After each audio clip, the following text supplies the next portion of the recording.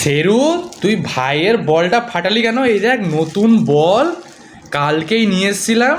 দেখ এখনো প্লাস্টিক খোলা নেই, তুই ফাটিয়ে দিলি। কিরে তুই এইভাবে করছিস? এটা কি করলি তুই? বলটা কি করলি ভাইয়ের? ফাটালি কেন? শেরু, তোর এইসব কিন্তু দুষ্টুমি খুব খুব বাড়ছে। তোর জন্য বল আমার রাখা আছে না? তোর নিজের বল না খেলে তুই ভাইয়ের বলটা কেন তুই এখন কেন ফাটালি? আর দিকে তাকাচ্ছিস না? হ্যাঁ, দাঁড়া, তোর হচ্ছে দাঁড়া। তোর খুব মন বেড়েছে,